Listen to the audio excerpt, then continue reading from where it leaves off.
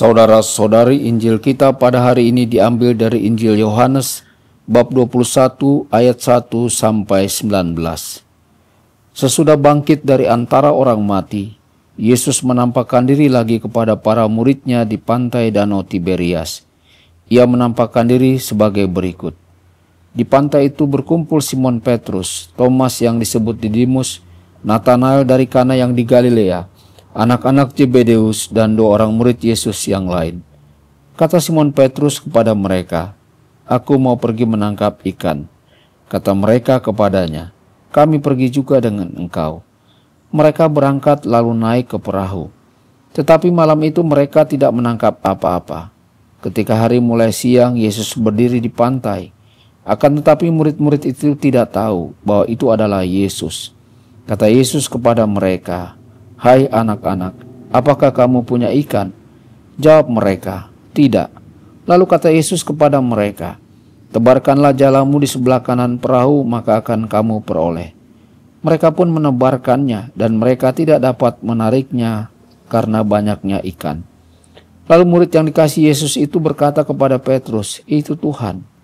Ketika Petrus mendengar bahwa itu adalah Tuhan, maka ia mengenakan jubahnya, sebab ia tidak berpakaian, lalu terjun ke dalam danau. Kemudian murid-murid yang lain datang dengan perahu karena mereka tidak jauh dari darat, hanya kira-kira 100 meter saja, dan mereka menarik jala yang penuh ikan itu. Ketika tiba di darat, mereka melihat api arang, di atasnya ada ikan dan roti. Kata Yesus kepada mereka, "Bawalah beberapa ikan yang baru kamu tangkap itu." Simon Petrus naik ke perahu, lalu menghela jala itu ke darat, penuh ikan-ikan besar, 153 ekor banyaknya. Dan sungguh pun sebanyak itu jala itu tidak koyak.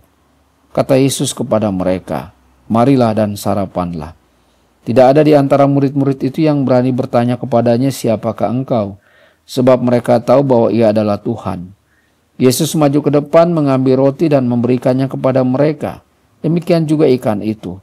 Itulah ketiga kalinya Yesus menampakkan diri kepada murid-muridnya sesudah ia dibangkitkan dari antara orang mati.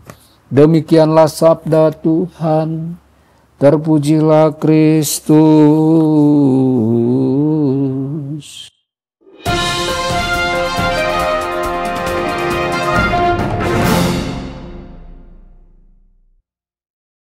Dalam nama Bapa dan Putra dan Roh Kudus. Amin.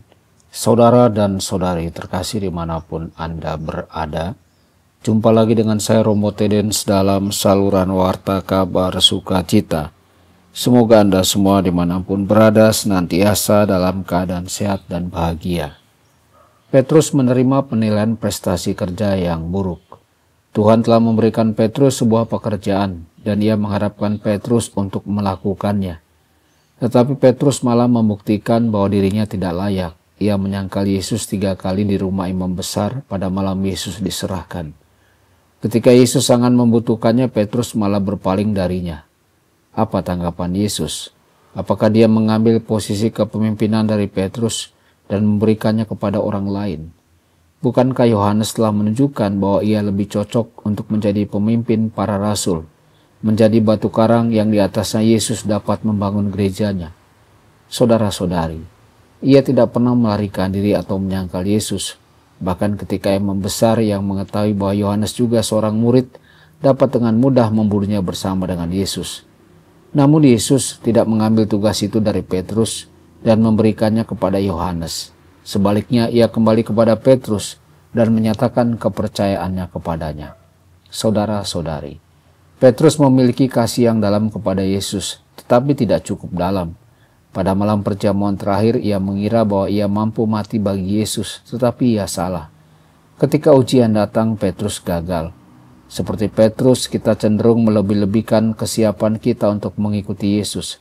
Kita baik-baik saja dalam keadaan biasa. Tetapi ketika saat-saat sulit datang, pencobaan, perlawanan, bahkan penganiayaan, kita gagal. Seperti Petrus, kita gagal. Kita mengasihi Tuhan tetapi tidak cukup. Reaksi Yesus terhadap kita adalah sama. Yesus tidak kehilangan kepercayaan pada kita. Dia juga tidak membiarkan kita lepas begitu saja. Dia mengharapkan kita untuk bertumbuh dalam pekerjaan itu. Apa kekurangan Petrus? ia tidak cukup mengasihi Yesus. Kasihnya memang nyata, tetapi masih ada hal-hal yang lebih besar daripada kasihnya, yakni ketakutannya. Pada malam perjamuan terakhir, ia melarikan diri ketika Yesus ditangkap. Ia menyangkal Yesus 3 kali. Dalam setiap kesempatan, ketakutannya lebih besar daripada cintanya. Untuk menjadi paus pertama, ia membutuhkan kasih yang lebih besar dari itu. Dia membutuhkan kasih yang tanpa batas. Itulah sebabnya Yesus bertanya kepadanya 3 kali, apakah engkau mengasihi aku? Dia mengatakan kepada Petrus bahwa kualifikasi untuk pekerjaan itu adalah kasih yang tidak terbatas. Petrus harus memiliki kasih yang tidak terbatas untuk menjadi batu karang yang di atasnya Yesus membangun gerejanya. Yesus tidak membiarkan Petrus bebas begitu saja. Dia tidak memberikan pekerjaan itu kepada orang lain.